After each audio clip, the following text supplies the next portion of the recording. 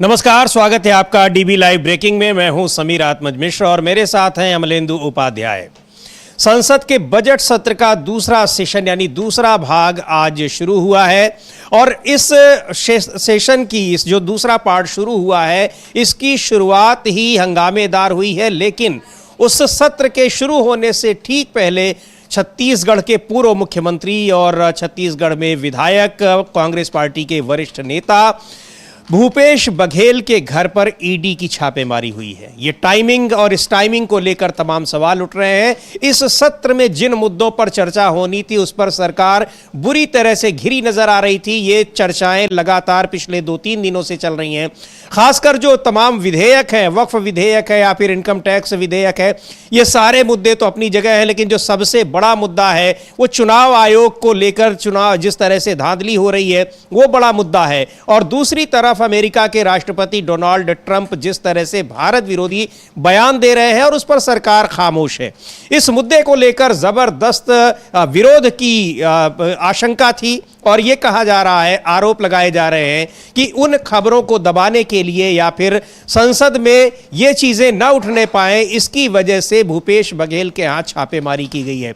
लेकिन जब 11 बजे संसद की कार्यवाही शुरू हुई तो इसको लेकर तमाम मुद्दों पर चर्चा की मांग हुई, सरकार से जवाब देने की मांग हुई और आखिरकार लोकसभा को 12 बजे तक के लिए स्थगित करना पड़ा और वहीं पर राज्यसभा में विपक्षी सांसदों ने वॉकआउट किया। तो इस मुद्दे पर जबरदस्त सरकार घिरी हुई है। लेकिन इस सुबह सुबह आज खबर आई कि कुछ मामलों में, शराब घोटाले के मामले में, जिस पर सुप्रीम कोर्ट भी सरकार को जो उस घोटाले को एक तरीके से खारिज कर चुका है, उस पर ईडी की छापेमारी हुई है। कई जगहों पर भूपेश बघेल के घर पर और इसके अलावा कई और जगहों पर छापेमारी की यह घटना हुई है। इसको लेकर विपक्ष में जबरदस्त नाराजगी है और कहा जा रहा है कि यह छापेमारी किन वजहों से हो रही है ये सबको पता है, लेकिन इन वजहों से सरकार से जो सवाल पूछे जा रहे हैं वो सवाल पूछने बंद नहीं होंगे, चाहे वो सदन के भीतर सवाल पूछना हो या फिर सदन के बाहर सवाल पूछना हो। सुनते हैं कांग्रेस पार्टी के नेता पवन खेड़ा ने क्या कहा है और ईडी की छापेमारी को लेकर जांच एजेंसियों पर विपक्ष की कड़ी प्रतिक्रिया आई है। क्या प्रतिक्रियाएं हैं वो भी हम सुनाएंगे आपको, लेकिन पहले सुनते हैं पवन खेड़ा ने क्या कहा है जो भूपेश बघेल के ठिकानों पर, उनके घर पर और कुछ दूसरी जगहों पर छापेमारी की जो घटना हुई है। सुबह से आज 6:30 बजे से भिलाई में भूपेश बघेल जी के यहां ईडी की रेड हो रही है। कोई हैरानी की बात नहीं है, विपक्ष के यहां ईडी को ही भेजने का एक परंपरा भारतीय जनता पार्टी ने शुरू कर रखी है। यह रेड किस केस में है किसी को नहीं मालूम, क्यों हो रही है नहीं मालूम। आज से कुछ दिनों पहले कोर्ट ने सीबीआई का एक केस जो बघेल साहब के खिलाफ था उसको खारिज कर दिया था। कोई केस बघेल साहब के खिलाफ अभी नहीं है, लेकिन फिर भी आज ईडी की रेड उनके यहां हो रही है। हो सकता है आज संसद का सत्र शुरू हो रहा है, बीजेपी को जो चारों तरफ से घिरी हुई है उन्हें एक डिस्ट्रैक्शन चाहिए, ध्यान हटाना है, हेडलाइंस बदलनी है। ये उसी का एक षड्यंत्र बिल्कुल संभव है। यह भी हो सकता है कि क्योंकि भूपेश बघेल जी अब पंजाब में अपनी राजनीतिक गतिविधियां शुरू कर रहे हैं, प्रभारी बने हैं, तो उनको वहां डिस्टर्ब करने की कोशिश की जा रही हो। जो भी हो, भारतीय जनता पार्टी का एक अंग बनकर आज ईडी जिस तरह की काम कर रही है ये भूला नहीं जाएगा, हम भी याद रखेंगे। तो भूपेश बघेल के घर पर छापेमारी की घटना जो हुई है और ईडी ने छापेमारी की है उसको लेकर प्रतिक्रियाएं आ रही हैं और सीधे तौर पर कहा जा रहा है कि इन छापेमारी की वजह सिर्फ यही है कि आज से जो संसद का सत्र शुरू हो रहा था उसमें सरकार घिरने ना पाए या सरकार के घिरने की आवाज दब जाए, उसकी वजह से यह किया जा रहा है। कई नेताओं ने प्रतिक्रिया दी है, लेकिन एक मुद्दा केवल यहां पर, कई सारे ऐसे मुद्दे हैं। मणिपुर का भी मुद्दा है और मणिपुर में अब राष्ट्रपति शासन लग गया है तो वहां का बजट भी पेश होना है। बहुत सारे मुद्दे हैं जिस पर सरकार घिरी हुई है, सरकार से जवाब मांगा जा रहा है। लेकिन इस समय जो सबसे बड़ा सवाल सरकार के सामने है, विदेश नीति पर जिस तरह से विफलता की शिकायतें विपक्ष कर रहा है और जवाब मांग रहा है कि डोनाल्ड ट्रंप बार बार भारत विरोधी बयान दे रहे हैं, सरकार क्यों खामोश है, उस खामोशी की वजह बताई जाए। तो इन सारे सवालों से बचने के लिए विपक्ष का आरोप है कि वो ईडी का सहारा एक बार फिर लेती दिखाई पड़ रही है। है। यानी अमलेंदु जी, ईडी की, सीबीआई की, इनकम टैक्स की, इन जांच एजेंसियों की जिस तरह से बार बार भद्द पिट रही है सुप्रीम कोर्ट में, बावजूद इसके इनकी कार्यशैली पर ऐसा लगता है कि कोई अभी बहुत प्रभाव नहीं पड़ा है। क्योंकि अगर ये जो टाइमिंग इस छापेमारी की है देखा जाए तो निश्चित तौर पर यह कहा जा सकता है कि यह सरकार के दबाव में की गई है, जो विपक्ष का आरोप है। हाँ बिल्कुल समीर जी, सरकार के दबाव में की गई है, विपक्ष का यही आरोप है। और पवन खेड़ा ने भी इस पे बात रही है, प्रमोद तिवारी ने भी बात रखी है, मणिक्कम टैगोर जो कांग्रेस के सांसद हैं उन्होंने तो बहुत सख्त शब्दों में कहा है कि ईडी जो है वो प्रधानमंत्री नरेंद्र मोदी और गृह मंत्री अमित शाह का पालतू कुत्ता बन गया है। ये शब्द उन्होंने इस्तेमाल किया है और जिसको जब चाहते हैं वहाँ भेज देते हैं। तो ईडी को लेकर बहुत सारे सवाल जो हैं लगातार उठते रहे हैं, तो अब वो सवाल फिर उठ रहे हैं। और पवन खेड़ा का साफ कहना है कि चूंकि आज लोकसभा में तमाम मसले उठने थे तो इनसे ध्यान भटकाने के लिए ये इधर भेजा गया, और जिस मामले में भेजा गया उसको तो सुप्रीम कोर्ट केस खारिज कर चुका है। शराब घोटाला जो बताया जाता है उसको सुप्रीम कोर्ट ही केस खारिज कर चुका है कि कोई केस बनता ही नहीं है, कोई केस है ही नहीं। तो उसी केस में जो ईडी को भेजा गया, तो ये एक तरीके से समीर जी कहा जा सकता है कि सुप्रीम कोर्ट के आदेश की अवमानना भी है, इसमें ईडी के अधिकारी फंस भी सकते हैं। लेकिन जब सरकार बचाने वाली है और जैसा कि कह रहे हैं मणिक्कम टैगोर कि ये पालतू कुत्ता है ईडी, तो अब ऐसे में अब क्या कहा जाए, तो कुछ भी कर सकती है ईडी, तो वो करने के लिए पहुंचे। लेकिन इसका मतलब समीर जी ये इससे एक झलक और मिलती है कि शायद सरकार काफी ज्यादा घिरी हुई नजर आती है और इसीलिए अब ईडी का सहारा फिर लेना शुरू कर दिया गया। जी बिल्कुल। और भूपेश बघेल ने भी, चूंकि भूपेश बघेल अभी कांग्रेस पार्टी में उनको बड़ी जिम्मेदारी दी गई है, पंजाब का प्रभारी बनाया गया है, तो वहां पर छापेमारी की इस घटना को इससे जोड़कर देखा जा रहा है कि इस जो तमाम सरकार विरोधी बातें हैं, सरकार के खिलाफ जो आरोप लग रहे हैं, उन पर कोई नरमी बरते विपक्ष। लेकिन कहीं से भी ये लगता नहीं कि विपक्ष नरमी बरतने का कोई उसका इरादा है। भूपेश बघेल ने भी ट्वीट कर किया है और लिखा है कि ये सारी चीजें किस तरह से मकसद इनका साफ है, लेकिन हम झुकेंगे नहीं। लिख रहे हैं भूपेश बघेल कि 7 वर्षों से चले आ रहे झूठे केस को जब अदालत में बर्खास्त कर दिया गया, तो आज ईडी के मेहमानों ने पूर्व मुख्यमंत्री, कांग्रेस महासचिव भूपेश बघेल के भिलाई निवास में आज सुबह प्रवेश किया है। अगर इस षड्यंत्र से कोई पंजाब में कांग्रेस को रोकने का प्रयास कर रहा है तो ये गलत फहमी है। ये भूपेश बघेल के ऑफिस की ओर से ये ट्वीट किया गया है, उनका जो अकाउंट है। तो ये सारी चीजें जो आरोप विपक्ष लगा रहा है, और बड़ी तल्ख टिप्पणी की है। मणिक्कम टैगोर को भी एक बार सुनेंगे, और इन तमाम मुद्दों पर चर्चा के लिए उन्होंने राज्यसभा में नोटिस भी दिया है। राज्यसभा में कई मुद्दों पर चर्चा के लिए आम आदमी पार्टी के सांसद संजय सिंह ने भी दिया है। तो ये इस मुद्दे पर राजनीति गरमाई हुई है, विपक्ष से सवाल पूछे जा रहे हैं, चाहे वो मणिपुर का मामला हो, अमेरिका का मामला हो, चाहे वो परिसीमन का मामला हो। दक्षिण भारत के राज्यों में परिसीमन को लेकर एक जबरदस्त उनके भीतर एक आशंकाएं चल रही हैं कि उनकी सीटें कम करने की कोशिश की जा रही है, साजिश की जा रही है, उस पर भी चर्चा का नोटिस दिया गया है। इन तमाम मुद्दों पर सरकार घिरी हुई है, और उससे बचने के लिए विपक्ष का आरोप है कि सरकार ईडी का सहारा ले रही है और भूपेश बघेल के यहां छापेमारी की गई है। सुनते हैं मणिक्कम टैगोर क्या कह रहे हैं इस पूरे प्रकरण में। Dismiss. He tweeted, sir, how do you see this ED action? We all know that ED has become the pet dog of Mr. Modi and Amit Shah, and they can send that dog to anywhere they want. And Mr. Bhupesh Baghel has been a strong leader for Congress, and he has fought these kind of battles. And Congress party stands with him, and people of Chhattisgarh stands with him. We all know that these kind of fake fake narratives being built by BJP and the RSS will be defeated, and people of Chhattisgarh will also knows that the truth is different, and the narrative which they are trying to build is a wrong narrative. And Bhupesh Baghel ji is a leader who has come from backward class, and he has grown from the rank and file of the Congress party. He has seen all the difficulties in the people of Chhattisgarh, and he has solved many of their problems, and he has stood with the people of Chhattisgarh for तो बड़ी तल्ख टिप्पणी कर रहे हैं मणिक्कम टैगोर, और कह रहे हैं कि ये पेट डॉग है, यानी पालतू कुत्ता है सरकार का ईडी। और ईडी को लेकर, सीबीआई को लेकर भी अमलेंदु जी पहले से ही कई बार टिप्पणी की गई है और उसको एक सरकार का तोता बताया गया है। अब एक जो इस तरह की टिप्पणी अगर की जा रही है, लेकिन टाइमिंग जो जिस तरह से एक पुराने केस में अचानक अगर वहां पर छापेमारी की कार्रवाई की जा रही है तो निश्चित तौर पर विपक्ष के इन आरोपों की पुष्टि होती दिखाई पड़ रही है कि सरकार संसद में तमाम सवालों से घिरी है और उससे ध्यान भटकाने के लिए यह सब कुछ किया जा रहा है। मणिक्कम टैगोर ने मणिपुर और जम्मू में आंतरिक सुरक्षा संकट, झड़पें, हिंसा और सरकार की जवाबदेही, इस विषय पर चर्चा के लिए लोकसभा में एक नोटिस भी दिया है।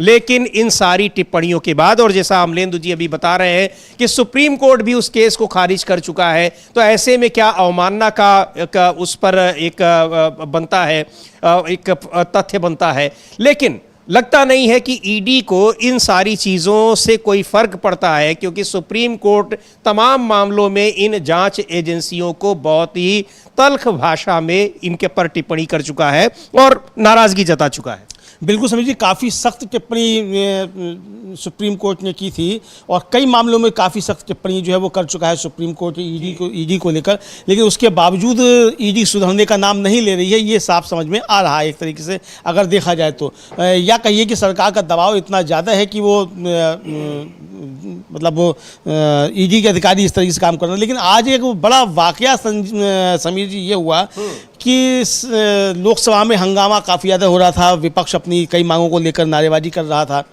और असदुद्दीन ओवैसी को बोलने के लिए कहा गया कि वो अपना प्रश्न रखें प्रश्नकाल में।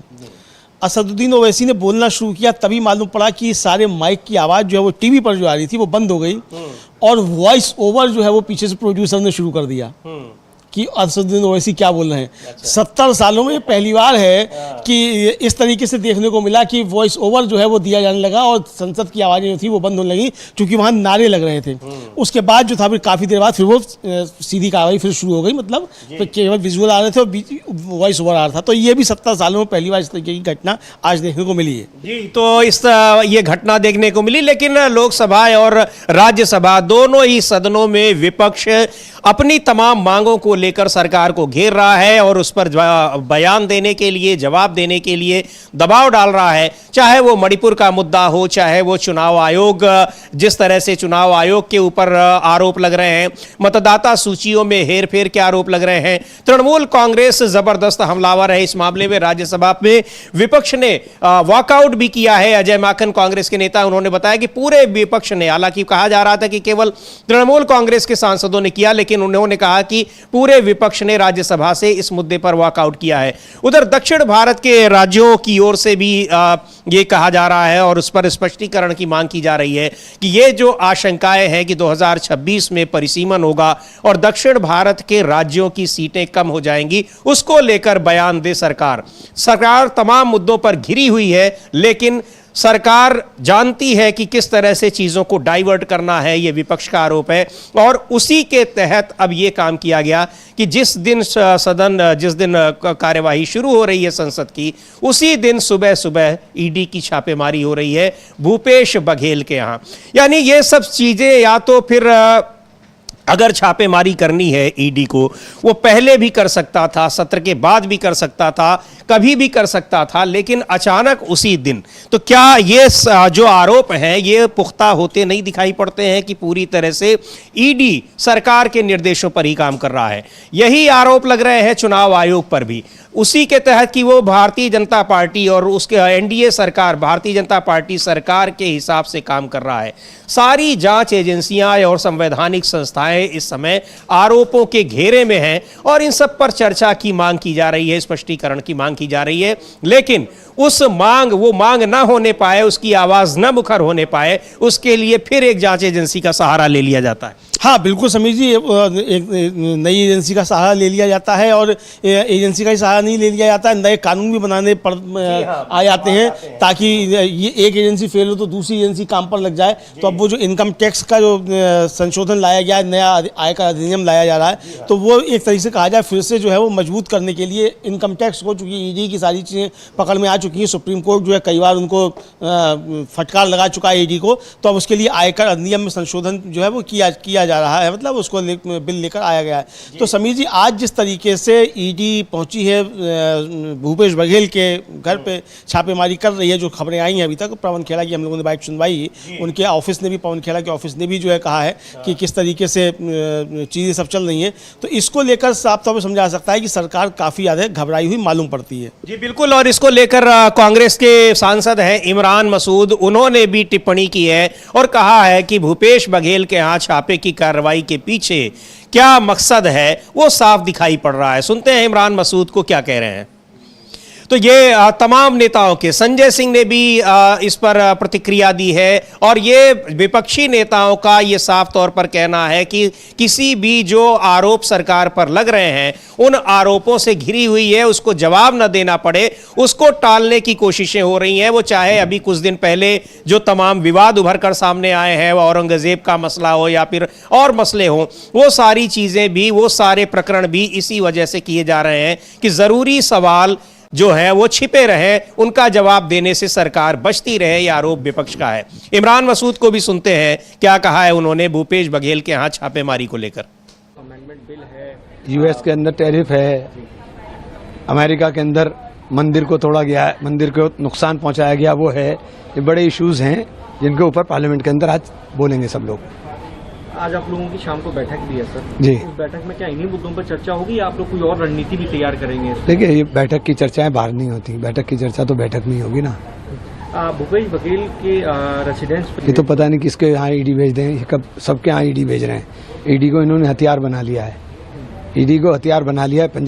पंजाब के अंदर चाहते हैं कि ये कुछ हो जाए, भूपेश जी पंजाब के अंदर परिवर्तन के लिए लगे हुए हैं, तो ये डराने की कोशिश है। डरेंगे नहीं, दबेंगे नहीं। कांग्रेस, राहुल गांधी के सिपाही ना डरेंगे ना दबेंगे।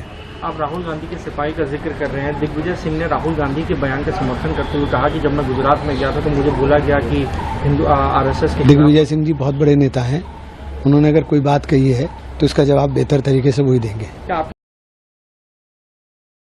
तो भूपेश बघेल के घर पर छापेमारी की जो कार्रवाई हुई है ईडी की, प्रवर्तन निदेशालय की, उसको लेकर जबरदस्त प्रतिक्रियाएं आ रही हैं। कांग्रेस के सांसद और राज्यसभा में कांग्रेस के उपनेता प्रमोद तिवारी ने भी इस पर टिप्पणी की है और कहा है कि ये साफ दिखाता है कि कैसे सरकार तमाम जरूरी सवाल हैं उनसे बचने के लिए क्या क्या कर रही है। उन मुद्दों को उठाकर ले आती है, 7 साल 8 साल 10 साल पुराने मुद्दों को, जिनको सुप्रीम कोर्ट भी उनको डिसमिस कर चुका है, खारिज कर चुका है। सुनते हैं प्रमोद तिवारी को क्या कह रहे हैं। भूपेश बघेल, उनके घर पे रेड शुरू कर दिया ईडी ने और वो कह रहे हैं कि 7 साल से जो मामला चल रहा था तब कुछ हुआ नहीं, लेकिन आज फिर खंगाल ने कुछ पहुंचा। ईडी, सीबीआई, इनकम टैक्स, ये भारतीय जनता पार्टी के फ्रंटल ऑर्गेनाइजेशन की तरह काम करते हैं। अब चूंकि रेड पड़ी इसलिए पंजाब के नए प्रभारी हुए, भारतीय जनता पार्टी की हालत वहाँ खराब है। अरे 7 साल से कर रहे थे, कुछ निकला? तो नहीं निकला तो अब भी नहीं निकलेंगे। रेट का मतलब दोषी नहीं। तो प्रमोद तिवारी भी कह रहे हैं कि इनकम टैक्स विधेयक लाया जा रहा है, उस विधेयक पर भी सरकार घिरी हुई है। अमलेंदु जी, ये सारे मसले ऐसे हैं, चाहे वो इनकम टैक्स विधेयक हो, मणिपुर का मुद्दा हो, राष्ट्रपति शासन लगने के बाद भी वहां किस तरह से लगातार हिंसा जारी है, वहां अभी भी सरकार ने सोचा कि ये दिखाने की कोशिश की जाए कि रास्ते खोल दिए गए हैं, लेकिन रास्ते खुले होने के बाद भी और बड़ी संख्या में वहां जो सुरक्षा बल हैं उनके होने के, मौजूद होने के बावजूद वहां पर किस तरह से हिंसा की खबरें लगातार आ रही हैं। ये सारे मुद्दे ऐसे हैं जिन पर सरकार घिरी है, जवाब देने से वो बच रही है, इसमें कोई संदेह नहीं है। अब इन सारे सवालों के बीच ईडी की भी अब छापेमारी हो रही है, तो क्या इन सारे मुद्दों पर सरकार वास्तव में चर्चा से बच जाएगी? नहीं, बच तो नहीं जाएगी समीर जी, लेकिन ध्यान भटकाने की कोशिश तो जरूर करेगी। जाहिर सी बात है कि ईडी का जब मामला है तो उसके बाद फिर अब बहस जो है वो ईडी पर भी होगी इसको लेकर, और सरकार की कोशिश होगी कि ईडी पर बहस करे और विपक्ष की कोशिश होगी कि वो जो है बहस करे डोनाल्ड ट्रंप पर, वो बहस करे डिलिमिटेशन पर, उसकी बहस होगी त्रिभाषा फार्मूले पर, ये सारे मसले होंगे, किस तरीके से महंगाई बढ़ रही है, ये सारी चीज़ें होंगी। तो सरकार जो है एक तरीके से समीर जी वो बचने के रास्ते तो खोज रही है, लेकिन बच पाएगी नहीं बच पाएगी ये कहना बड़ा मुश्किल कर चुकी। जिस तरीके से पवन खेड़ा ने कहा है कि हम ना डरे हैं ना डरेंगे, और हम समझते हैं कि ये किस लिए ध्यान भटकाने के लिए ये किया गया। आज ही ये भेजी गई जिस दिन सत्र शुरू हो रहा है, चूंकि सरकार लगातार घिरी हुई है, और इसलिए घिरी हुई है समीर जी कि डोनाल्ड ट्रंप ने जिस तरीके से खुलकर कहा कि उन्होंने भारत को बेनकाब कर दिया है और नरेंद्र मोदी झुक गए हैं, यह शब्द इस्तेमाल किया। तो ऐसे में विपक्ष हमलावर होता, नरेंद्र मोदी का जो 56 इंच की छाती है और एक अकेले जो सब पर भारी है, उसको लेकर सवाल उठते तो वो सवाल ना उठने पाए, इसके लिए जो है ये ट्रिक लगाई गई है, ये किया गया है, ये समझ में आ रहा है। बिल्कुल, तो ये सारी चीजें इस वजह से की जा रही हैं कि उससे जो जरूरी सवाल हैं, और खासकर मौजूदा जो इस समय का जो सबसे बड़ा एक मसला है, मामला है, वो ये है कि अमेरिका के राष्ट्रपति डोनाल्ड ट्रंप जिस तरह से भारत विरोधी टिप्पणी कर रहे हैं, और सीधे तौर पर उन्होंने आरोप लगाया है कि प्रधानमंत्री झुक गए हैं, उनके दबाव में आकर टैरिफ रेट जो है वो कम करने पर राजी हो गए हैं।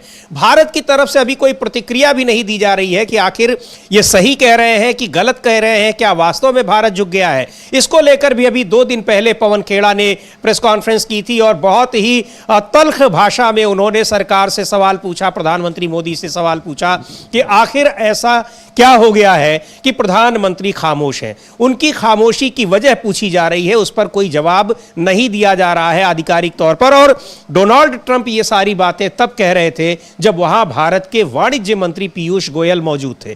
तो ये सारी चीजें ऐसी हैं जिस पर सरकार वास्तव में, डोनाल्ड ट्रंप तो कह रहे हैं कि उन्होंने बेनकाब कर दिया, अब भारत में भी उनको बेनकाब करने की कोशिशें हो रही हैं, क्योंकि यह ऐसा मुद्दा है जो देश के हितों से जुड़ा हुआ है, देश के लोगों से जुड़ा हुआ है, देश के नागरिकों तक की इतनी एक अमानवीय तरीके से पहुंचाया गया है अमेरिका से भारत में। उन सारे मुद्दों पर सवाल पूछा जा रहा है, लेकिन जवाब कुछ नहीं मिल रहा है। और इन सारे जवाबों से बचने के लिए अब ईडी की मदद ली जा रही है, ईडी की छापेमारी हो रही है विपक्ष के नेताओं के।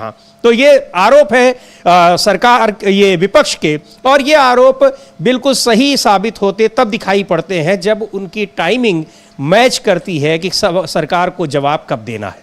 हाँ बिल्कुल समीर जी, ये बहुत कुछ सोच समझकर जो है, और ये कहा भी पवन खेड़ा ने कि ये जो है हेडलाइन मैनेजमेंट का हिस्सा है। भूपेश बघेल के यहाँ ईडी भेजा जाना हेडलाइन मैनेजमेंट का हिस्सा है, और ये हम जानते हैं कि ये हेडलाइन मैनेजमेंट किस तरीके से किया जा रहा है। तो उन्होंने कहा कि ना हम डरे हैं ना डरेंगे, और ना आप हमको रोक सकते हैं। उनके कार्यालय ने, भूपेश बघेल के कार्यालय ने जो कहा, उन्होंने कहा कि चूंकि भूपेश बघेल को इंचार्ज बनाया गया है कांग्रेस की तरफ से पंजाब का, और पंजाब काफ़ी क्रूशियल स्टेट एक तरीके से समीर जी है, तो वहाँ ये समझा जा रहा है कि मतलब जो भेजी गई है ईडी, तो वह उसके 2 लक्ष्य हैं। एक तो भूपेश बघेल को हैरेस करना, और ऐसे मसले में जिसको सुप्रीम कोर्ट पहले ही खत्म कर चुका है, केस ही खत्म कर चुका है, और दूसरा ये कि पंजाब की तरफ जो वो ध्यान ना दे पाए भूपेश बघेल, इसके लिए ये कांग्रेस का कहना है। जी बिल्कुल, कांग्रेस का ये कहना है, और ये सारे मुद्दे ऐसे हैं जिस पर लगातार सरकार से सवाल पूछे जा रहे हैं। और अब ईडी की कार्रवाई अगर विपक्ष के नेताओं के घरों पर हो रही है, तो इसको सीधे तौर पर इसी से जोड़ा जा रहा है, क्योंकि आज से संसद का सत्र शुरू हो रहा है, और कई और मुद्दे भी हैं जिनसे सरकार बच रही है। चुनाव आयोग पर जिस तरह से धांधली के आरोप लग रहे हैं, पूरा विपक्ष राज्यसभा से वॉकआउट कर रहा है। आरोप लग रहे हैं कि मतदाता सूचियों में हेरफेर करके सरकार बीजेपी के पक्ष में चुनाव आयोग काम कर रहा है। सुनते हैं कपिल सिब्बल क्या कह रहे हैं, राज्यसभा सदस्य, और ये कह रहे हैं कि अगर चुनाव आयोग जैसी लोकतांत्रिक संस्थाएं सरकार के लिए काम करने लगेंगी तो फिर लोकतंत्र बचा कहां रहेगा। देखिए, इलेक्शन कमीशन तो सरकार के कब्जे में है, और काफी अरसे से सरकार के कब्जे में है। और जो आप लोकतंत्र की बात करते हो, अगर लोकतंत्र ऐसे ही चलता रहा और इलेक्शन कमीशन सरकार की पैरवी करती रही, तो निश्चित रूप से जो नतीजे आएंगे वो आपके सामने हैं। तो ये व्यवस्था जो है, वोटिंग की जो व्यवस्था है, तादाद में लोगों के वोटर्स कैंसिल कर देने, वोटर्स लिस्ट में लोगों को घर से बाहर नहीं निकलने देना, डुप्लीकेट वोटर कार्ड होने, और वोटर कार्ड ऐसे ऐसे लोगों के बनाने जो यहाँ रहते भी नहीं हैं, 2-2 कमरे में 50-50 वोट बनाने हैं, और बीजेपी के मेंबर के आधार पे 11,000 वोट काट दिए जाएं। अगर ऐसी व्यवस्था चलती रहेगी तो जिसको आप लोकतंत्र कहते हो वो लोकतंत्र नहीं है, एक दिखावा है। कई राज्यों में अब चुनाव आ रहे हैं, उस पर संदेह भी किया जा रहा है, तो पहले भी चुनाव हुए। हम तो कितने वर्षों से कह रहे हैं, हमें तो संदेह कई वर्षों से है। हम ईवीएम की अभी बात नहीं कर रहे, वो तो अलग बात है, वो अलग चर्चा होगी उसके बारे में कि जिस तरह से इलेक्शन कराते हैं और जमीन पे क्या होता है वो तो हमको मालूम है, सभी को मालूम है, लेकिन सुनने वाला कोई नहीं है। न कोर्ट सुनती है, न इलेक्शन कमीशन सुनती है, और बात ये लोकतंत्र की करते हैं।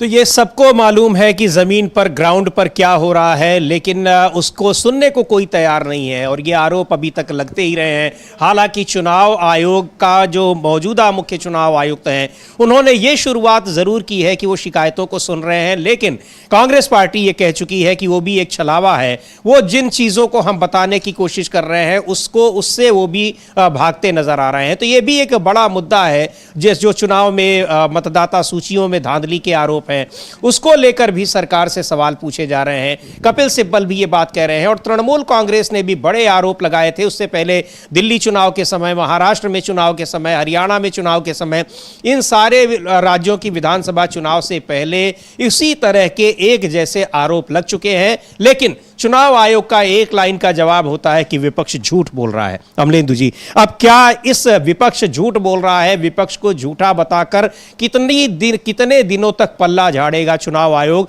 सुप्रीम कोर्ट तक भी यह मामला पहुंच चुका है। देखिए समीर जी, जब तक पल्ला झाड़ सकता है तब तक तो पल्ला झाड़ेगा ही। जाहिर सी बात है कि अब उसकी बहुत सी चीज़ें पकड़ में आने लगी हैं और कांग्रेस ने और तृणमूल कांग्रेस ने, दोनों ने जिस तरीके से एक तरह से कहा जाए कि बिल्कुल ग्रास रूट पर काम करके ये चीज़ें पकड़ी हैं। सबसे पहले तो महाराष्ट्र में ये चीज़ें पकड़ ली गई और इसलिए कहा गया कि आप हमको हरियाणा की और महाराष्ट्र की वोटर लिस्ट दीजिए, और वो जब नहीं दी चुनाव आयोग ने, तब फिर राहुल गांधी ने प्रेस कॉन्फ्रेंस की और रणदीप सिंह सुरजेवाला जो हैं वो दिल्ली हाईकोर्ट गए कि 2009 से लेकर 2024 तक की मतदाता सूची हमको उपलब्ध कराई जाए, और ये चुनाव आयोग ने नहीं दी। अब चुनाव आयोग ने दी क्यों नहीं समझिए, अब इसको लेकर सवाल है, जबकि जो भी डाटा है वो सब कुछ चुनाव आयोग की वेबसाइट पर मौजूद है, और चुनाव आयोग की वेबसाइट पर जब मौजूद है तो आपको उसको डाउनलोड करके देने में आखिर समस्या क्या आ रही है? असली बात यही है कि जिस तरीके से एपिक नंबर पकड़े गए कि एक ही एपिक नंबर पे कई वोट हैं और अलग अलग जो है लोग उस पर मतदाता बने हुए हैं और वो फर्जी भी हैं, ये भी आया, और फर्जी वोटर कार्ड जो है बनाए गए हैं, फर्जी आधार कार्ड के लिंक करके, और सब कुछ काम जो वो ऑनलाइन किया गया है। तो ये चीज़ पकड़ में आ जाएगी, चूंकि कांग्रेस ने कहा कि आप हमको एक्सेल शीट में ये आप हमको डाटा दीजिए, पूरी वोटर लिस्ट जो है। एक्सेल शीट में देने पर होता समीर जी ये है कि हम लोग पहले बता चुके हैं कि एक्सेल शीट में अगर वो डाटा आएगा तो एक्सेल शीट में आप डुप्लीकेसी पकड़ सकते हैं, क्योंकि आप एक क्वेरी चलाएंगे तो डुप्लीकेट निकाल कर दे देगा कि कितने इसमें डुप्लीकेट हैं। एक ही मोबाइल नंबर से कितने जुड़े हुए हैं फ़ोन, ये नंबर जो हैं, एक ही एपिक कार्ड पर कितने हैं, एक मतदाता कितने राज्यों में बना हुआ है, कितनी कॉन्स्टिट्यूंसी बना हुआ है, ये सारी चीज़ें उससे निकल कर आ जाएंगी। अब चुनाव आयोग जो पीडीएफ फाइल देता है, और पीडीएफ फाइल भी इनक्रिप्टेड होती है, इस तरीके से इनक्रिप्ट होती है कि आप उसमें क्वेरी चलाकर नहीं देख सकते। तो यही जो था वो कांग्रेस की डिमांड थी। गुरदीप सिंह सप्पल का हमने उन्होंने ट्वीट किया था, वो हमने बताया भी था पहले कि उनकी यही मांग थी कि आप हमको ये एक्सेल शीट में आप दीजिए कि किस तरीके से आप इसको हम ताकि इसका मिलान कर सकें। इसको चुनाव आयोग ने नहीं दिया और दिल्ली हाईकोर्ट में जाकर चुनाव आयोग ने कह दिया कि हम 3 महीने बाद जाकर कहा कि हम 3 महीने में बताएंगे कि ये इसको हम क्या इस पर एक्शन लेंगे। और जब तृणमूल कांग्रेस ने प्रेस कॉन्फ्रेंस की और 24 घंटे का समय दिया कि आप अपनी गलती स्वीकार कीजिए वरना फिर हम जो है आगे एक्शन लेंगे, तब फिर चुनाव आयोग ने कहा कि साहब हम जो है इसको 3 महीने में ठीक कर लेंगे, और ये हमारे जो थे अधिकारी जो थे और जो ER नोट करके एक उनका प्रोग्रामिंग है उसकी गलती की वजह से हुआ, और यूनिक नंबर जो है वो नहीं है ये, और एक एपिक नंबर पर कई मतदाता हो सकते हैं लेकिन वो वोट एक ही डालेगा, ये उसने अपना तर्क दिया। अब इसके बाद कांग्रेस ने वो 2008 का इनका चुनाव आयोग का ही विज्ञप्ति जो थी वो जारी करते हुए और चुनाव आयोग को पत्र लिखा कि भाई देखिए आपका 2008 का ही जो है जो आपने लिखा है अपने चुनाव अधिकारियों को जिला स्तर के सबको आपने लिखा है कि ये एपिक नंबर यूनिक होगा। तो जब 2008 में ये एपिक नंबर यूनिक है और आप अब कह रहे हैं कि साहब ये गलतियां पहले से हैं, तो कैसे हैं ये पहली से गलतियां? तो आप बताइए, आपका 2008 का जो आपका ऑफिशियल ऑर्डर है वो सही है या आप जो विज्ञप्ति जारी कर रहे हैं वो सही है? तो कपिल सिब्बल इसी को लेकर सवाल कर रहे हैं, कहने की जमीन पर क्या चल रहा है सबको मालूम है, और अगर इसी तरीके का होगा, चुनाव आयोग ये करता रहेगा, इस तरह की धांधलियां होती रहेंगी, तो फिर लोकतंत्र काहे का है। और समीर जी, ये बिल्कुल बात सही है, चुनाव आयोग के खिलाफ शिकायतें जब सुप्रीम कोर्ट पहुंची तो कई पीठ ऐसी थी जिन्होंने बिना सुने हुए ही याचिकाएं खारिज कर दी और कि ईवीएम में गड़बड़ी नहीं है, क्या नहीं है। और जबकि ईवीएम की गड़बड़ियां खुद जो थी, जब जस्टिस संजीव खन्ना और जस्टिस दीपांकर दत्ता की बेंच सुनवाई कर रही थी और चुनाव आयोग के अधिकारी को बुलाकर उन्होंने पूछा कि आप किस तरीके से करते हैं, सारा इसका हमको फंक्शन समझाइए मशीनों का, तो जो चीज़ें वहाँ चुनाव आयोग के अधिकारी नहीं बताई, उसमें आया कि बहुत सारी गड़बड़ियाँ ईवीएम मशीनों के जरिए भी हो सकती हैं। और उसके बाद फिर जो है चुनाव आयोग ने इस पे आदेश किया कि आप 45 दिन तक चुनाव के बाद इसका डाटा सुरक्षित रखेंगे, लेकिन चुनाव के बाद वो 45 दिन तक डाटा भी सुरक्षित नहीं रखा गया, डाटा इरेज कर दिया गया। महाराष्ट्र में जो बारामती से जहां से जीत कर आए हैं अजीत पवार, उनके भतीजे युगेंद्र पवार जो हैं, उन्होंने लगभग 9 लाख रुपया जमा कर दिया कि हम ईवीएम मशीनों की जांच कराएंगे। और जब उनसे पैसा जमा कर दिया तो उनसे कहा गया कि वो डाटा तो हमने डिलीट कर दिया है, उन मशीनों की आप मॉक पोल से जांच कर लीजिए। तो ये मामला फिर सुप्रीम कोर्ट पहुंचा है कि भाई जब आपने, सुप्रीम कोर्ट का आदेश था तो सुप्रीम कोर्ट ने बड़ी सख्त फटकार भी लगाई चुनाव आयोग को कि भाई आपसे किसने कहा था कि आप डाटा डिलीट कर दीजिए, आप हमारा आदेश क्यों नहीं समझ पाए। तो ये आदेश समझ लिया था उन्होंने अच्छे तरीके से, ऐसा नहीं है समीर जी, आदेश समझ लिया था, लेकिन आदेश को तोड़ा मरोड़ा ठीक उसी तरीके से जैसे इलेक्टोरल बॉन्ड के मसले पर एसबीआई जो था वो हीला हवाली करता रहा, लेकिन जब सुप्रीम कोर्ट ने फटकार लगाई, कहा कि 48 घंटे में आना चाहिए, तो 24 घंटे में ही वो डाटा आ गया।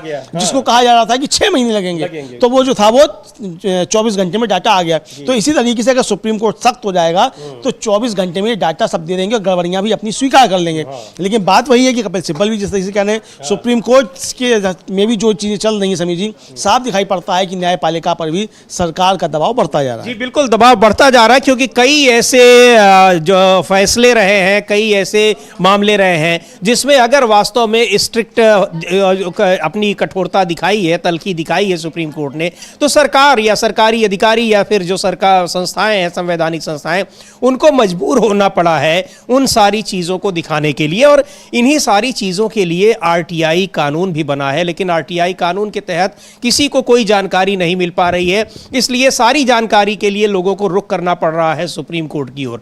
सुप्रीम कोर्ट में भी बार बार जब उसको लेकर आपत्तियां आ जाती हैं, तब कहीं जाकर वो सब चीज़ें वहाँ दिखाई जाती हैं। लेकिन अभी भी चुनाव आयोग छिपा रहा है बहुत सारी चीज़ें, विपक्ष का आरोप है, और विपक्ष इसी वजह से इन सारी चीज़ों को, ये जितने भी तथ्य हैं उनकी जानकारी मांग रहा है, उसको लेकर वो संसद में भी आवाज़ उठा रहा है। राज्यसभा से पूरे विपक्ष ने वॉकआउट किया है। हमारे साथी अविनाश कुछ खबर लेकर आए हैं। जी अविनाश बताएं। हाँ, जो वोटिंग लिस्ट वाला मामला चल रहा है उसको राहुल गांधी ने आज लोकसभा में भी उठाया है। उन्होंने बोला है कि वोटिंग लिस्ट सरकार नहीं बनाती, हम भी मानते हैं, स्वीकार करते हैं कि भाई ये चुनाव आयोग इसको तैयार करवाता है, लेकिन जिस तरह की धांधलियां, जिस तरीके की शिकायतें उठ रही हैं, बोले उसकी जांच होनी चाहिए। उन्होंने इस पर चर्चा की भी डिमांड की है संसद में, क्योंकि आप देख रहे हैं कि लोकसभा चुनाव के बाद से सबसे ज्यादा जो मुद्दा चर्चाओं में, अभी तक तो ईवीएम के मुद्दे पर विपक्ष के सबसे ज्यादा सवाल होते थे, लेकिन अब जो सबसे ज्यादा सवाल उठ रहे हैं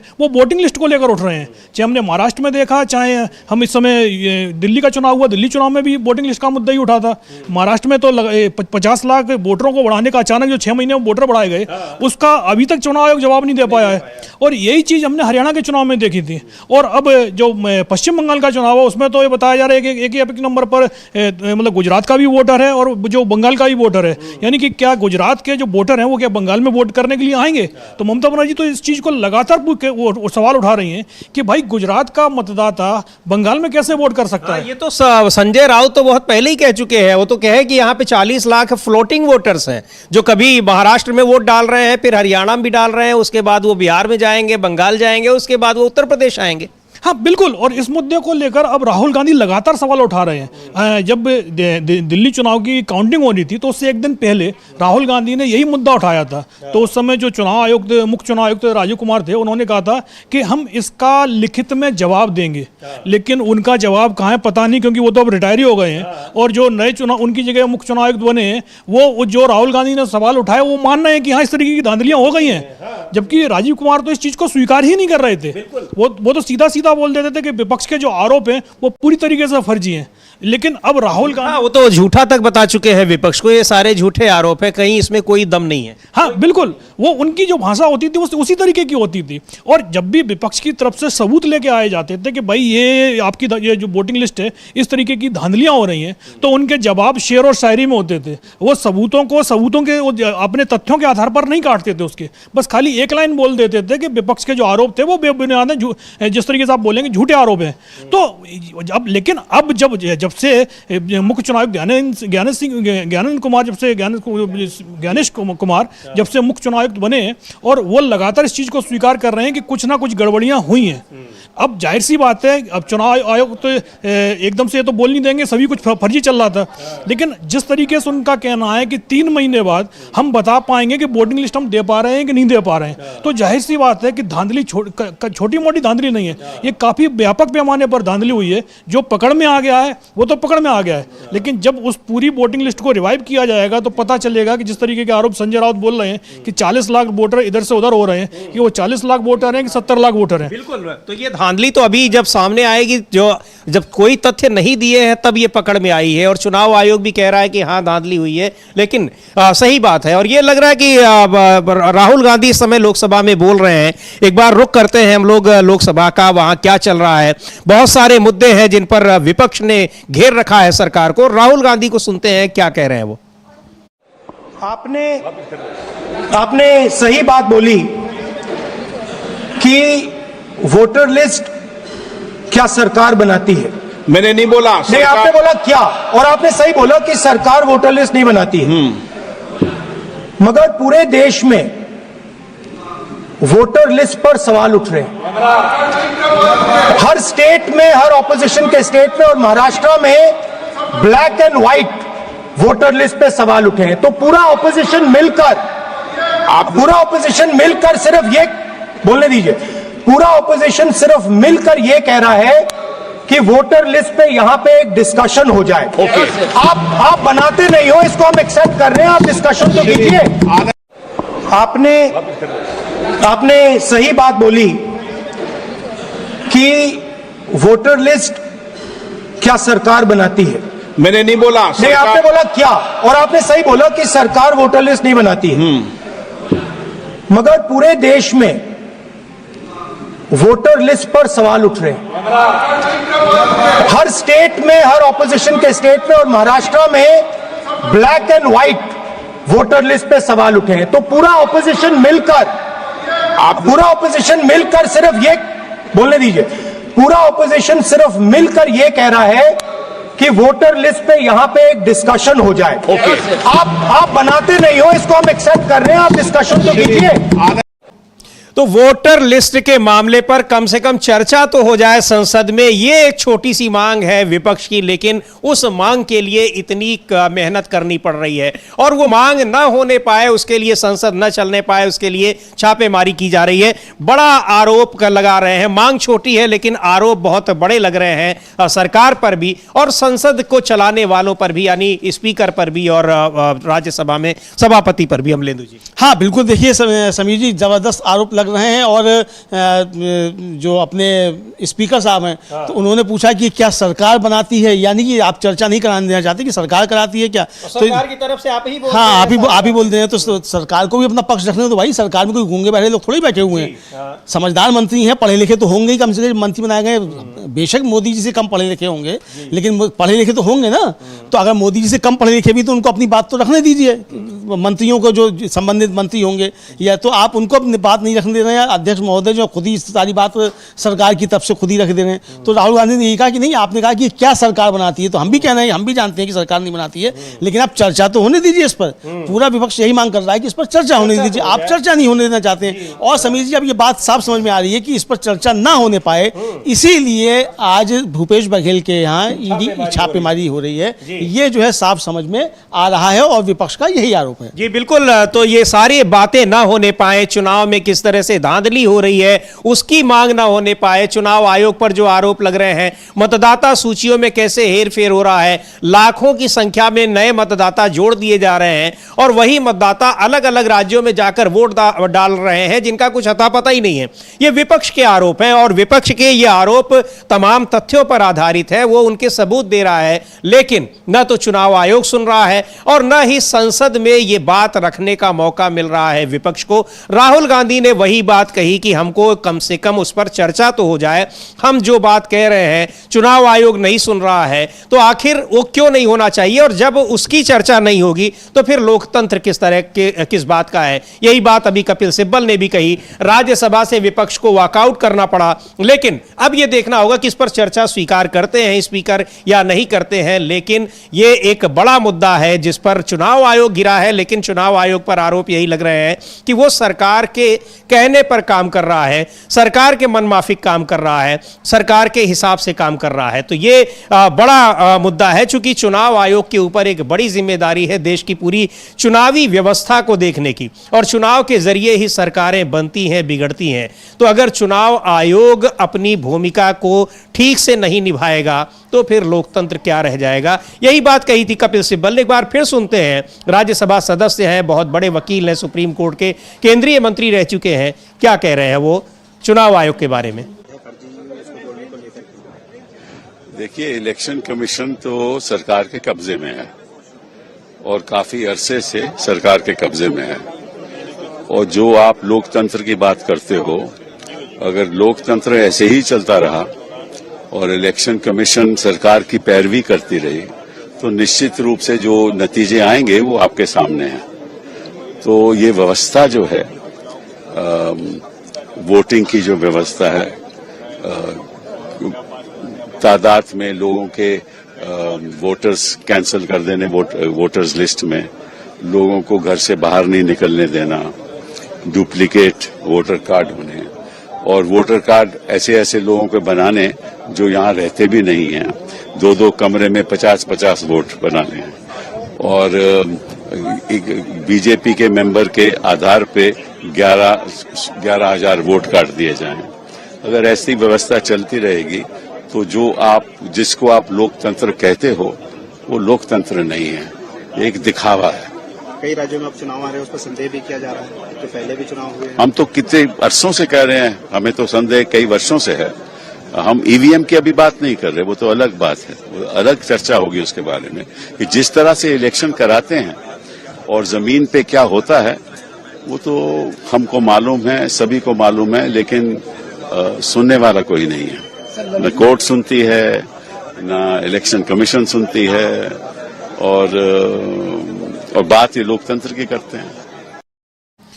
तो ये बड़े आरोप लगा रहे हैं, कोई नई बात नहीं कह रहे हैं कपिल सिब्बल, लेकिन बड़ी बात ये कह रहे हैं कि इतनी सारी धांधली भी क्या कहें कि अंधेरगर्दी है कि 2 कमरों में रहने वाले लोगों में 50-50, 60-60 लोगों के वोट बन जा रहे हैं। ये कैसे संभव है, और ये अगर संभव है तो बताएं कि कहां पे कैसे है। एक बिल्डिंग में 7,000, 8,000 वोटर वहां बना दिए जाते हैं, लेकिन जो बड़ी बात कह रहे हैं कि इन सारी चीजों को सुनने वाला कोई नहीं है, न तो वो चुनाव आयोग सुन रहा है, न सरकार सुन रही है, संसद में कहने की अनुमति नहीं मिल रही है, और सुप्रीम कोर्ट में भी उस पर कोई एक जो प्रॉपर तरीके से बात होनी चाहिए वो नहीं हो पा रही है, उसका भी कोई ऐसा फैसला नहीं आ पा रहा है, या उसकी भी जो एक सख्ती होनी चाहिए वो नहीं दिखाई पड़ रही है। हाँ बिल्कुल समीर जी, वो सख्ती दिखाई नहीं पड़ रही है, और चुनाव आयोग को लेकर बहुत सारे सवाल हैं। और कपिल सिब्बल कह रहे हैं कि हमें तो वर्षों से इस पर संदेह है, हम आज की बात नहीं है, और ये भी कह रहे हैं कि कोई नई बात नहीं, ग्राउंड पे सबको पता है, कोई आश्चर्यजनक बात नहीं है। बिल्कुल कोई आश्चर्यजनक बात नहीं है। हाँ बिल्कुल, और इसको लेकर ना चुनाव आयोग सुन रहा है, ना इसको लेकर अदालतें सुन रही हैं, ना सुप्रीम कोर्ट सुन रहा है। ये सबसे ज़्यादा महत्वपूर्ण बात है समीर जी। और जैसा कि मैंने पहले भी कहा कि ये साफ दिखाई पड़ता है कि न्यायपालिका पर भी सरकार का दबाव बढ़ता चला जा रहा है, ये साफ तौर पे समझ में आता है। अब आप बताइए कि जो धर्मस्थल विधेयक है उस पर सुनवाई होनी है, और सरकार उस पर अपना जवाब ही दाखिल नहीं कर रही है, इंतजार कर रही है कि संजीव खन्ना जो हैं वो चीफ जस्टिस के पद से रिटायर हो जाएं, तब उस पर कुछ किया जाए। तो यानी ये टालने की कोशिश हो रही है। यानी सरकार अपना जवाब नहीं दे रही है तो सुप्रीम कोर्ट अपना फैसला सुनाए और वरना बुला के फटकार लगाए सॉलिसिटर जनरल की कि इसमें आप अपना हलफनामा 24 घंटे में दाखिल कीजिए वरना एक्शन लेंगे आपके खिलाफ हम। तो सुप्रीम कोर्ट की तरफ से ये जो ढिलाई बरती जा रही है। और समीर जी दूसरी बात ये कि आज ही एक जो है वो कोलकाता हाई कोर्ट के जस्टिस सौमित्र बाग जी उनको बना दिया गया है सुप्रीम कोर्ट का जज। केंद्र सरकार ने नोटिफिकेशन जारी कर दिया, उनको क्लियर कर दिया है मतलब। तो अब जिस तरीके से न्यायपालिका में संघ समर्थित लोग आ रहे हैं और सुप्रीम कोर्ट तक पहुंच रहे हैं और उनकी मानसिक स्थिति जो है वो कहा जाए कि जो झलकती है उनके निर्णयों में और टिप्पणियों में, तो ये भी एक काफ़ी ज़्यादा चिंता का विषय देश के अंदर बनता चला जा रहा है। तो अब राहुल गांधी ने जो कहा था कि भाई संविधान का जो हर संस्था है उसमें एक तरीके से कहा जाए वो षड्यंत्र पैदा हो चुकी है, घुसपैठ हो गई है। तो ये चीज़ें साफ तौर पर दिखाई पड़ रही हैं और ये लड़ाई जो है ये कोई बहुत मामूली लड़ाई समीर जी नहीं है। ये सिर्फ एक चुनाव आयोग का मसला भर नहीं है, ये सिर्फ वोटर लिस्टों के मामला नहीं है, सिर्फ ईवीएम का मसला नहीं है। मामला काफ़ी ज़्यादा गंभीर है और इस पर पूरे विपक्ष को एकजुट होकर प्रयास करने होंगे। राहुल गांधी ने भी आज सदन में ये कहा कि भाई आप चर्चा तो कराइए, पूरा विपक्ष यही मांग कर रहा है। बिल्कुल चर्चा तो कराइए, क्योंकि कहीं अगर बात नहीं सुनी जा रही है, संसद में भी हम नहीं कह पाएंगे तो फिर संसद किस लिए है। एक बार सुनते हैं राहुल गांधी ने किस तरीके से चुनाव के मुद्दे को और वोटर लिस्ट में जो धांधली का मुद्दा है उस पर चर्चा कराने को लेकर क्या कहा। स्पीकर से उनकी नोकझोंक भी हुई लेकिन राहुल गांधी लगातार इस मुद्दे को उठा रहे हैं। एक बार फिर उन्होंने कहा कि इस पर व्यापक चर्चा कराए जाने की जरूरत है और कराई जाए। क्या कह रहे हैं राहुल गांधी, सुनते हैं। आपने सही बात बोली कि वोटर लिस्ट क्या सरकार बनाती है। मैंने नहीं बोला, नहीं आपने बोला क्या, और आपने सही बोला कि सरकार वोटर लिस्ट नहीं बनाती है। मगर पूरे देश में वोटर लिस्ट पर सवाल उठ रहे हैं। हर स्टेट में, हर ऑपोजिशन के स्टेट में और महाराष्ट्र में black and white voter list पे सवाल उठे हैं। तो पूरा ऑपोजिशन मिलकर सिर्फ ये बोलने दीजिए, पूरा ऑपोजिशन सिर्फ मिलकर ये कह रहा है कि वोटर लिस्ट पे यहां पे एक डिस्कशन हो जाए। आप बनाते नहीं हो, इसको हम एक्सेप्ट कर रहे हैं, आप डिस्कशन तो कीजिए। तो इस पर डिस्कशन हो जाए, केवल ये मांग है। और कह रहे हैं सीधे तौर पर अमलेंदु जी कि महाराष्ट्र में बिल्कुल साफ तौर पर क्या धांधली हुई है, वोटर लिस्ट में कैसी गड़बड़ी हुई है, सबको दिखाई पड़ रहा है। वही बात कपिल सिब्बल भी कह रहे हैं कि कोई नई बात नहीं है, सब लोग ये जान रहे हैं, लेकिन केवल चुनाव आयोग इस चीज को इनकार कर रहा है। हालांकि अब चुनाव आयोग भी धीरे धीरे मानने लगा है, लेकिन 3 महीने का समय जिस तरह से पश्चिम बंगाल में मांग रहा है, इसका मतलब कि उसमें भी खोट है। और इस बात को लेकर ये सवाल उठा चुका है विपक्ष। कांग्रेस पार्टी ने एक लंबा चौड़ा कुछ दिन पहले ट्वीट किया था।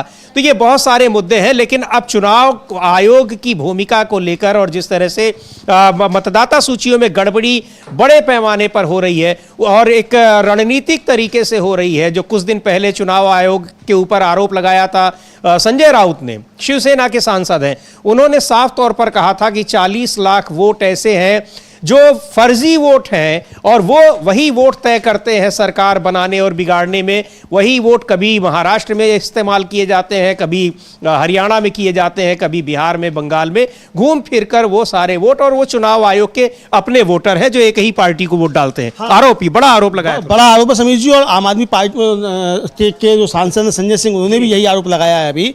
और पश्चिम बंगाल की मुख्यमंत्री ममता बनर्जी ने भी ये आरोप लगाया और बाकायदा उन्होंने बताया कि कितने कितने एपिक नंबर पे कितने कितने मतदाता जोड़े गए हैं। और उसके बाद चुनाव आयोग को तुरंत सफाई जारी करनी पड़ी कि हाँ, हमने सोशल मीडिया पर ऐसा कुछ देखा है और हम इसकी जांच करेंगे, ये कहा। यानी कि ये बात स्वीकार कर ली चुनाव आयोग ने कि ये गड़बड़ियां हैं, लेकिन वो गड़बड़ियां उसने की, चुनाव आयोग ने ये स्वीकार करने को तैयार नहीं है। और ये बताया जा रहा है कि साहब वो हमारा जो प्रोग्रामिंग है उसकी गड़बड़ी की वजह से ऐसा हुआ। तो अगर आपकी प्रोग्रामिंग की गड़बड़ी की वजह से भी ऐसा हुआ, अगर ये भी मान लिया जाए, तो आप अब तक कर क्या रहे थे? 2008 से लेकर आज 2025 चल रही है समीर जी, 70 साल के लगभग आप हो गए, तो आप अब तक कर क्या रहे थे? ये सवाल तो पूछा जाएगा। और यही सवाल चुनाव से पूछा जा रहा है कि आप क्या तब से गड़बड़ियां कर रहे हैं चुनाव आयोग महोदय, या ये गड़बड़ियां जो हैं 2014 के बाद शुरू हुई हैं? अगर आप कह रहे हैं कि भाई तब से लेकर अब तक जो है गड़बड़ियां ये एपिक नंबर की होती रही हैं, तो फिर आपको वोटर लिस्ट देने में दिक्कत क्या है? 2009 से लेकर अब तक की तो मालूम पड़ेगा। सुप्रीम कोर्ट एक दिन पहले टिप्पणी कर चुका है कि एक वोट का भी कितना महत्व है। अभी कल ही हम लोगों ने चर्चा भी की है। एक वोट से सरकार गिर जाती है। बिहारी वाजपेयी सरकार नहीं चला पाए थे, नहीं चला पाए थे। और यहाँ 40 लाख 50 लाख वोट है और आप उनको लगातार गड़बड़ियों के आरोप लग रहे हैं, आप भी मान रहे हैं। उनकी सूची सही करने में आपको दिक्कत क्या है? हाँ बिल्कुल, उनकी सूची सही करने में दिक्कत क्या है, और यही आरोप जो है वो संजय सिंह भी लगा रहे हैं। और वो कह रहे हैं कि चुनाव आयोग, केंद्र सरकार जो है वो मिलकर सरकारी मशीनरी का दुरुपयोग करके फर्जी मतदाता बनवा रहे हैं। महाराष्ट्र, हरियाणा और दिल्ली में उन्होंने ऐसा किया और अब बंगाल में भी यही शुरू कर दिया है। और अगर चुनाव प्रक्रिया निष्पक्ष नहीं होगी तो एक ही पार्टी सत्ता में रहेगी, वो भी भ्रष्टाचार करेगी। बिल्कुल, सुनते हैं क्या कह रहे हैं संजय सिंह। तो इस पर पूरा विपक्ष एकजुट होकर संसद में चर्चा की मांग कर रहा है। चुनाव आयोग के ऊपर बड़ी धांधलियों के आरोप लग रहे हैं और सबसे बड़ी धांधली जो है वो ये कि मतदाता सूचियों में किस तरह से गड़बड़ी की गई है। आम आदमी पार्टी के सांसद हैं संजय सिंह, सुनते हैं क्या कह रहे हैं। चुनाव आयोग और भारत की सरकार यानी कि सत्तारूढ़ दल मिलकर सरकारी तंत्र का दुरुपयोग करके फर्जी वोटर बना रहे हैं। राज्य दर राज्य, महाराष्ट्र में किया, हरियाणा में किया, दिल्ली में किया, बंगाल में शुरू हो गया है। इस पे हम जवाब चाहते हैं सरकार से। और दूसरी बात, अगर चुनाव की प्रक्रिया ही निष्पक्ष नहीं रहेगी तो फिर यहाँ कैसे आप आएंगे चुन के? वरना तो एक ही पार्टी जीतती रहेगी, एक ही पार्टी घोटाला करती रहेगी। तो इस पूरे चुनावी घोटाले पे सरकार का और चुनाव आयोग का पक्ष स्पष्टता के सामने आना चाहिए। तो ये आरोप है कि अगर इस तरह से मतदाता सूचियों में गड़बड़ी होती रहेगी तो फिर एक ही पार्टी सरकार में आएगी और वो जो चाहे वो करती रहेगी। और जैसा कि आरोप लग रहा है कि वही हो भी रहा है कि बार बार अगर सरकार बन रही है किसी पार्टी की। और ये आरोप अमलेंदु जी, केंद्र सरकार जो लोकसभा चुनाव हुए उसमें भी आरोप लगे थे। हालांकि इसमें पूरी तरह से ये कहा गया कि सफल नहीं रहा चुनाव आयोग सरकार के हिसाब से काम करने में। लेकिन अगर वास्तव में चुनाव फेयर तरीके से हुआ होता तो कम से कम 70-80 सीटें सत्तारूढ़ पार्टी की कम होती। हाँ बिल्कुल, ये कहा जा रहा है। और एक वो संस्था की रिपोर्ट भी आई थी, ट्रांसपेरेंसी कुछ करके संस्था है, वो क्या वॉइस ऑफ डेमोक्रेसी शायद नाम है उसका, कि 79 सीट्स पर जो है वो गड़बड़ियाँ की गई हैं और उसमें भारतीय जनता पार्टी को जबरदस्ती चुनाव जितवाया गया। ये उस संस्था का आरोप था। उन्होंने प्रेस क्लब में प्रेस कॉन्फ्रेंस करके ये बताया भी था। और लगातार समीर जी ये बात उठ रही थी कि आखिर भारतीय जनता पार्टी को लोगों ने वोट दिए नहीं तो सरकार बंद कहाँ से जाती है, ये सवाल उठते रहे। तो ये चूंकि समीर जी सारे राज्यों में एक साथ उस समय लोकसभा का चुनाव था तो ये 40 लाख मतदाता घूम फिर कर ज्यादा नहीं जा पाए, तो इसलिए जो है वो लोकसभा में कम ही रह गई। वरना अगर इसी तरीके से टुकड़ों में चुनाव होते लोकसभा के भी, जिस तरीके से विधानसभा के चुनाव कराए जा रहे हैं 6-6 महीने पे 2-2 विधानसभाओं के, तो यही 40 लाख मतदाता मोदी जी को 400 पार करवा देते और फिर संविधान बदल दिया जाता और वोटिंग खत्म कर दी जाती। तो जो मकसद था उसमें कामयाब हो जाते। लेकिन चूंकि वो एक साथ चुनाव था तो इसलिए भारतीय जनता पार्टी गड़बड़ी नहीं कर पाई। ये समझ में आ रहा है जो विपक्ष के आरोप हैं उनके मद्देनजर। बिल्कुल, तो ये सारे आरोप, चूंकि विपक्ष है इन सारे जो आरोप लगा रहा है उसके पास उनके प्रमाण है, एविडेंस है, दस्तावेज है, लेकिन सुनने को कोई तैयार नहीं है। पर अब इस मुद्दे पर आखिरकार अब लगता है कि ये चर्चा को शायद स्पीकर तैयार हो जाएं। जिस तरह से राहुल गांधी ने आज कहा है कि आखिर हम अपनी इस बात को कहां कहें, लेकिन क्या लगता है कि स्पीकर तैयार होंगे? क्योंकि चर्चा के लिए बहुत सारे मुद्दे हैं। कि यह मुद्दा है जिस पर आज पूरे विपक्ष ने राज्यसभा से वॉकआउट भी किया, यानी मतदाता सूचियों में गड़बड़ी पर चर्चा की मांग को लेकर।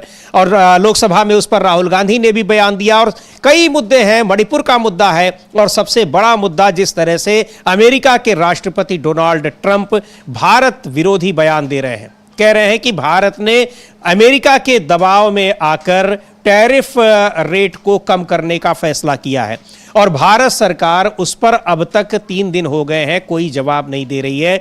विपक्ष सरकार से पूछ रहा है, प्रधानमंत्री से पूछ रहा है कि आखिर क्यों जवाब इसका नहीं मिल रहा है। हाँ समीर जी, और जवाब मिल भी नहीं रहा है। विपक्ष पूछ रहा है और जवाब मिल नहीं रहा है। सरकार कोई जवाब नहीं दे रही है और प्रधानमंत्री सदन में इस मसले पर उपस्थित भी नहीं है। और इसीलिए जो है ये आरोप लग रहा है कि ध्यान भटकाने के लिए चूंकि प्रधानमंत्री नरेंद्र मोदी से सवाल नहीं पूछ लिया है, चूंकि ट्रंप ने साफ साफ कहा कि नरेंद्र मोदी झुक गए, ये शब्द ट्रंप ने इस्तेमाल किया कि नरेंद्र मोदी झुक गए हैं और वो टैरिफ जो है कम करने को तैयार हो गए, ये भी कहा। और सरकार की तरफ से हमारी इसका कोई खंडन नहीं आया है कि नरेंद्र मोदी झुके नहीं है और टैरिफ कम नहीं किया जा रहा है। इस तरीके का कोई भी सरकार की तरफ से वक्तव्य कम से कम मैंने तो नहीं देखा समीर जी। आया हो तो हमें जानकारी नहीं आया है, जबकि हालांकि कुछ जगहों पे ये खबर चल रही कि सूत्रों के हवाले से कहा जा रहा है कि अमेरिका के दबाव में सरकार झुकी नहीं है। नहीं सूत्र, इसके लिए सूत्र की क्या जरूरत है? विदेश मंत्रालय खुद ही बयान जारी करे। विदेश मंत्रालय जवाब करे। और जिस तरीके से अभी जो कनाडा के नए राष्ट्रपति चुने गए हैं कार्नी, उन्होंने चुनते ही सबसे पहले ट्रंप को ही सीधा किया है। ट्रंप को ही सीधी सीधी धमकी दी है। कार्नी ने कहा कि झुकेगा नहीं कनाडा। तो भाई यहाँ भी कहना चाहिए ना 56 इंच की छाती वाले हमारे प्रधानमंत्री को कि ट्रंप साहब सुधर जाओ वरना घर में घुस के मारेंगे, सर्जिकल स्ट्राइक कर देंगे अगर इस तरह की बदतमीजियां करोगे, गलत बात बयानबाजी करोगे, मेरा नाम गलत तरीके से क्यों ले रहे हो। ये प्रधानमंत्री की तरफ से आना चाहिए ना कि प्रधानमंत्री कहें कि ट्रंप साहब आप जो है वो मेरे बारे में गलत बयानी क्यों कर रहे हैं, मैं आपके सामने क्यों झुकूंगा, मैं 140 करोड़ लोगों का प्रधानमंत्री हूं, मैं क्यों झुकूंगा। ये प्रधानमंत्री की तरफ से आना चाहिए। वो वक्तव्य अभी तक देखने सुनने को नहीं मिला है। बिल्कुल, और यही सवाल अभी 2 दिन पहले पवन खेड़ा ने प्रेस कॉन्फ्रेंस की थी और ये सवाल पूछा था कि आखिर प्रधानमंत्री खामोश क्यों हैं, और सरकार को ये पता है कि निश्चित तौर पर ये सवाल संसद में भी पूछा जाएगा। और आज सुबह सुबह भूपेश बघेल जो छत्तीसगढ़ के पूर्व मुख्यमंत्री हैं, कांग्रेस पार्टी के वरिष्ठ नेता हैं, महासचिव हैं और पंजाब के प्रभारी हैं, उनके घर पर 7 साल पुराने एक मामले में ईडी की छापेमारी हो गई है।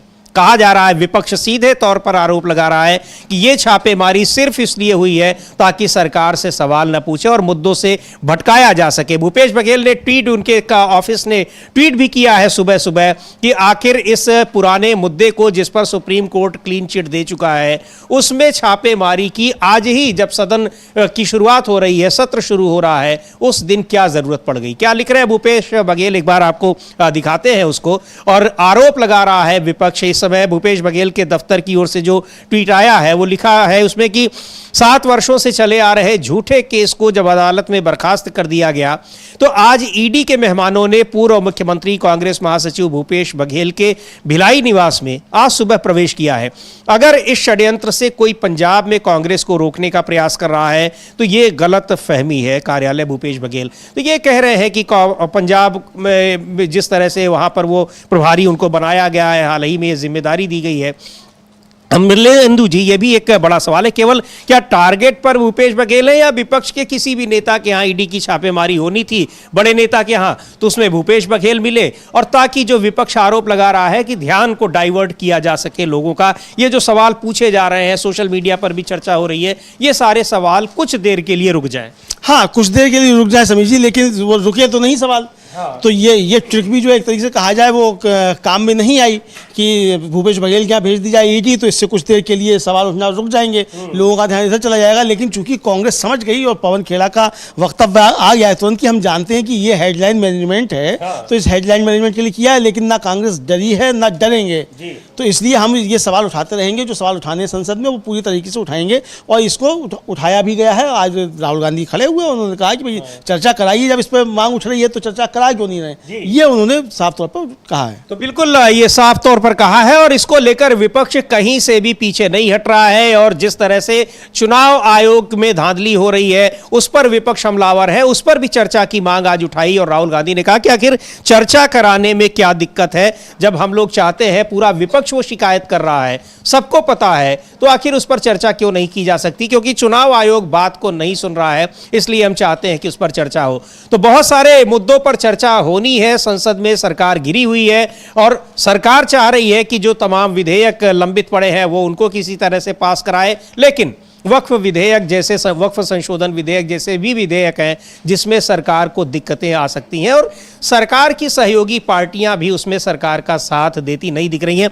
यहां तक कि अमलेंदु जी, चुनाव आयोग का भी जो मामला है वो सरकार की सहयोगी पार्टियां उस पर भी उसके साथ नहीं है, क्योंकि कब पता कि वो बीजेपी के साथ रहें या ना रहें, उसका नुकसान तो पूरी व्यवस्था को होना है।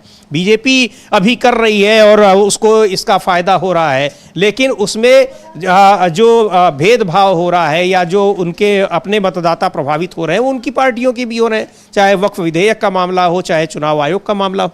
हाँ बिल्कुल समीर जी, ये चुनाव आयोग का मामला हो या वह विधेयक का मामला हो, तमाम मसले ऐसे हैं जिस पर एक तरह से कहा जाए कि मतलब सरकार घिरी हुई है और इनसे ध्यान भटकाने की एक तरीके की कोशिश भी है, लेकिन ये कोशिश कामयाब होती हुई दिखाई नहीं पड़ रही हैं। तो ये साफ जो है समझ में आ रहा है और इसको लेकर लगातार प्रश्न उठ रहे हैं और सवाल भी किए जा रहे हैं कि किस तरीके से सरकार कर रही है, ध्यान भटकाने की कोशिश कर रही है, लेकिन वो ध्यान भटक नहीं रहा है, ये साफ तौर पर समझ में आ रहा है। तो अब समीर जी देखा ये जाना है कि ये किस तरीके से चीज़ें आगे बढ़ती हैं और ये सत्र जो है क्या फिर इसी तरीके से इसमें इस हंगामे होते रहेंगे, सरकार सुनेगी कि नहीं सुनेगी, ये भी सवाल जो है वो बहुत ज़्यादा उठ रहे हैं। जी बिल्कुल, सवाल सुनेगी कि नहीं, लेकिन निश्चित तौर पर जो आम जनता से जुड़े हैं, लोकतांत्रिक व्यवस्था से जुड़े सवाल हैं, खासकर जिसकी बात अभी राहुल गांधी ने की लोकसभा में कि इस पर चर्चा क्यों नहीं हो रही है कि मतदाता सूचियों में हेर फेर की जो शिकायतें बार बार आ रही हैं, उसको लेकर सदन में हंगामा भी काफ़ी विवाद भी हुआ है, हंगामा हुआ है। चूंकि विपक्ष इन सारी मांगों को लेकर संसद में चर्चा की मांग कर रहा है। एक बार सुनते हैं कि क्या किस तरह से लोकसभा की कार्यवाही में इन सारे मुद्दों को लेकर विपक्ष ने क्या कहा और उस पर सरकार का क्या रुख रहा। एक बार देखेंगे लोकसभा में किस तरीके से विपक्ष और सत्ता पक्ष के बीच तमाम मुद्दों पर चर्चा की बात हो रही है। तो बहुत सारी चीजें हैं जिस पर, लेकिन जो आज सुबह सुबह ईडी की छापेमारी हो रही है भूपेश बघेल के यहां, उसको लेकर जबरदस्त हमलावर है विपक्ष। कांग्रेस पार्टी की ओर से बहुत तीखी प्रतिक्रियाएं आ रही हैं। पवन खेड़ा ने सीधे तौर पर कहा है कि ये तमाम मुद्दे न उठे, प्रधानमंत्री जिन मुद्दों पर घिरे हुए हैं उसकी चर्चा ना हो, उसकी चर्चा दब जाए, इसीलिए ईडी को लगा दिया गया है। सुनते हैं क्या कह रहे हैं पवन खेड़ा। सुबह से आज 6:30 बजे से भिलाई में भूपेश बघेल जी के यहां ईडी की रेड हो रही है। कोई हैरानी की बात नहीं है, विपक्ष के यहां ईडी को ही भेजने का एक परंपरा भारतीय जनता पार्टी ने शुरू कर रखी है। यह रेड किस केस में है किसी को नहीं मालूम, क्यों हो रही है नहीं मालूम। आज से कुछ दिनों पहले कोर्ट ने सीबीआई का एक केस जो बघेल साहब के खिलाफ था उसको खारिज कर दिया था। कोई केस बघेल साहब के खिलाफ अभी नहीं है, लेकिन फिर भी आज ईडी की रेड उनके यहां हो रही है। हो सकता है आज संसद का सत्र शुरू हो रहा है, सब बीजेपी को जो चारों तरफ से घिरी हुई है उन्हें एक डिस्ट्रैक्शन चाहिए, ध्यान हटाना है, हेडलाइंस बदलनी है। ये उसी का एक षड्यंत्र बिल्कुल संभव है। यह भी हो सकता है कि क्योंकि भूपेश बघेल जी अब पंजाब में अपनी राजनीतिक गतिविधियां शुरू कर रहे हैं, प्रभारी बने हैं, तो उनको वहां डिस्टर्ब करने की कोशिश, हेडलाइंस को मैनेज करना है, ध्यान भटकाना है, इस वजह से वहां छापेमारी की जा रही है। लेकिन जो तमाम मुद्दे हैं जिन पर सरकार घिरी हुई है, विपक्ष उन मुद्दों से पीछे हटने वाला नहीं है, ये साफ तौर पर विपक्ष का कहना है। तो अब जो राहुल गांधी ने बात रखी कि चुनाव आयोग की भूमिका जिस तरह से संदिग्ध है, मतदाता सूचियों में हेरफेर के आरोप लग रहे हैं, उस पर चर्चा हो, अब चर्चा होती है नहीं होती है, इस पर अपडेट आपको मिलेगा। बने रहिए डीबी लाइव के साथ। इस कार्यक्रम को अब यहीं समाप्त करते हैं। मुझे और अमलेंदु उपाध्याय को दीजिए अनुमति। नमस्कार।